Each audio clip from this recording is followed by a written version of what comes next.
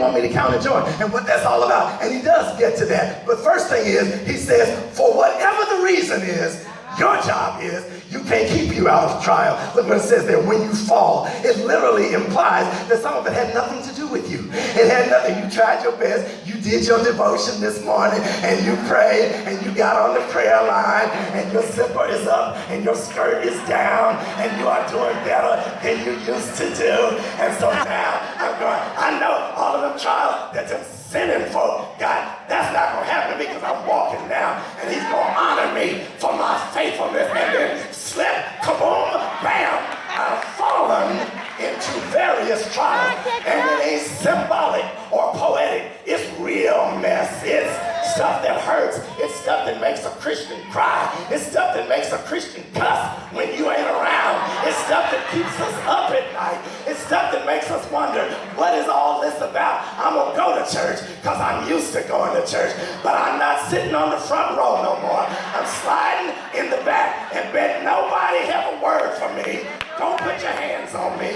Don't walk up and tell me to lift my hands. I'll put my hands up if I want to put my hands up. Don't tell me to stand. Don't tell me to sit. I made it up in here, and that's about as much as I can do because I've fallen into various trials, and I can't stand it. And yet my God says by his Holy Spirit, I want you to count it as joy. I love the balance of that text. Look what it says. He doesn't say, count it all joy when you fall into various trials, because stupid you is not a trial. It's a wonderful little gift that feels so good and it feels so wonderful and it's going to bless you and it's nice. So do that thing that crazy Christians do sometimes. We act as if walking with Jesus means there is no pain. So we got to, I don't receive it. I don't receive it. I don't receive this trial. You're in it now, so you can receive it or not receive it, but you've fallen in the trial ditch.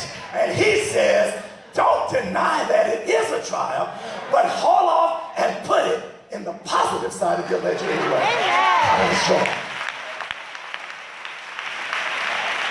That means how I count it joy while I'm crying. Go to any wedding and you'll see a room full of joyous people crying. Go to any time you get a new job and see how you're crying because you got to leave the people at the old job. You can walk and chew gum at the same time. You can cry and count it all joy at the same time as well. Count it all joy. It is a definitive choice we make. It is not a thing in the language of that passage, in the original language. It is not a thing that happens to us. It is a thing that you have to voluntarily do as an act of your will. It ain't going, ooh, something happened where my counter started counting it all joy and I didn't even do anything. No, you got to do this. It is written in what's called the imperative in the New Testament, which means it's not an invitation. That's right. It's not a cute little option if you feel like it. It is just as much a command as thou shalt not have graven images. Thou shalt not bow before idolatrous gods. It is a command. He says, I want you to willfully, purposefully, decisively, intentionally decide that this is joy. How can I call this joy when I'm in something that is pain and pressure to me? We've got to borrow from the imagery of the jewelry industry.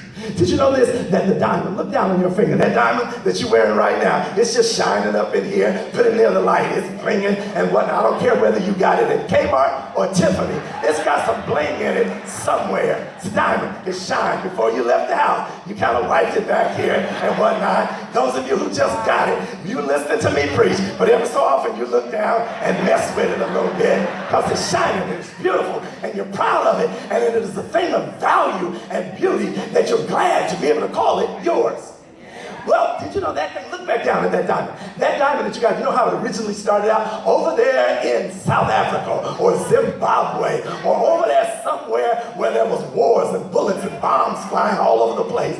There was somebody who understands diamonds who was in some kind of mine underground or in some kind of swamp in some kind of God-forsaken place, and they have the kind of eye to know that a diamond doesn't start out looking like it looks on your finger. As a matter of fact, if you don't know better, you and I would just walk over the diamond because it looks like a moldy, muddy, swampy looking rock. You can't tell it's got any value. It looks like any other rock laying in the swamp. But those who know diamonds know that in their original state, they got mud and mold and grit and sand and dirt and water and all kinds of impurities on them. But some kind of way they can see through it and recognize that there's something of high value that's going to end up on the finger of somebody in Rahway, New Jersey, who will pay a bunch of money, more than they should have paid, to have the value that's on their finger. And the way that they take it from the dirt and impurity phase to the phase where it's on your hand, how do they know what price to give it? I want to pay Kmart prices. Those are real diamonds at Kmart, but then there's Tiffany diamonds. There must be a difference. If both of them are diamonds, there's one of them that got more value than the other. How does it happen? Well, when they pull it out of the swamp and take it to a jeweling expert, a diamond expert, the first thing they do to assess the value is put it through a testing process. The testing process, it ain't pretty. It is taking that big old hunk of dirt and rock and mold that somebody suspects is pure diamond up in there, and they apply pressure and fire to it. That means if the diamond had feelings, them feelings would be real hurt by the time it goes through the testing process. That's the very term that's used there, the process of testing that has to do with finding out the true value of a precious stone. And the only way to do it is to apply the pressure and to apply the heat and to apply the traumatic process that does two things. It burns away what is not useful and what does not add value. And it, number two, reveals the value. It's a 2-in-1. So it's saying in this passage, if I put pressure on this muddy diamond, when it's all over with, the mud is gone. And when it's all over with, I can see how much value is in it. I can put a price tag on it. I can send it to Kmart or to Tiffany. That's what he's saying. Count it all joy when you fall into various trials.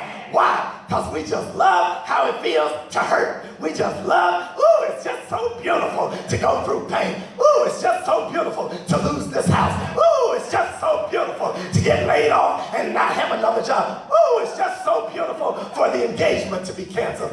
Wow, it feels so wonderful for me to have gotten myself together and be walking with God, and then some kind of way I've fallen back again. It just feels so great for this marriage to fall apart. It just feels so great for me to be bored in prayer and wonder, is God on the other side of it? He says, no, don't rejoice in the pain of it. Rejoice in the productivity of it. It is pain. What you're trying to say is productive. What does it do? It produces